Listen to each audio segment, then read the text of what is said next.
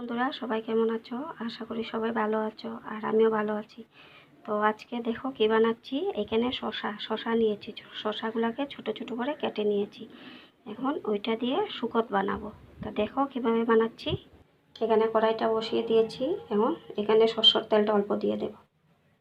এখানে এখন একটা ছোট শুকনো লঙ্কা দিয়ে দিচ্ছি। ওইটা জয়েন্টটা দিয়ে দেবো, এই যে জয়েন্টটা ওইটা দিয়ে দেবো এখানে তেলে।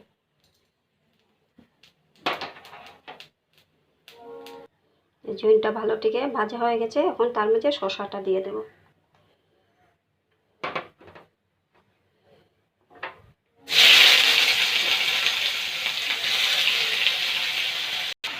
শসাগুলো দিয়ে দিচ্ছি। এখন এখানে স্বাদ মতো নুনটা আর হলুদ অল্প দিয়ে দেব। এই যে নুনটা দিয়ে দিলাম আর এখন হলুদের গুঁড়াটা দিয়ে দিচ্ছি। নুন হলুদ দিয়ে ভালো থেকে নাড়াচাড়া করে দিচ্ছি। এখন ঢাকা দিয়ে রেখে দেব অল্প সময়ের জন্য, সিদ্ধ যাতে হয়ে যায়। আর ওইটাতে আজকে আর কিচ্ছু দেব না, এতটুকুই। কারণ শসাটা তো ঠান্ডা, আর শুকরটা খেলে মানে পেটটাও ঠান্ডা থাকে আর পেটের লাগেও ভালো হয় এটা। তার জন্য এই শসা শুকরটা বানাচ্ছি।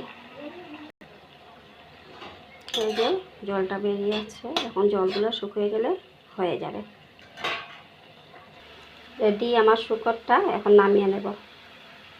এই যে শুকরটা হয়ে গেছে আমার, নিয়ে নিচ্ছি বাটিতে। এই শুকরটা গরম গরম ভাতের সাথে খেতে অনেক ভালো লাগে। আপনাদের যদি ভালো লেগে থাকে তো অবশ্যই লাইক করো, কমেন্ট করো আর শেয়ার করো, আর আমার চ্যানেলটাকে সাবস্ক্রাইব করে দেবে।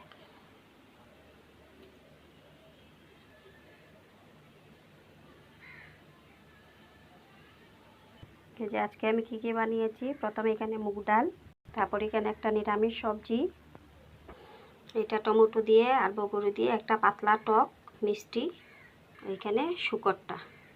তো দেখো সবাই কেমন লেগেছে, ভালো লেগেছে নাকি? ভালো লাগলে অবশ্যই আমার চ্যানেলটাকে লাইক করো, কমেন্ট করো আর শেয়ার করো, আর আমার চ্যানেলটাকে সাবস্ক্রাইব করে দেবে। তো চলো যাওয়া যাক, এখন দেখা হচ্ছে আবার পরের ভিডিওতে।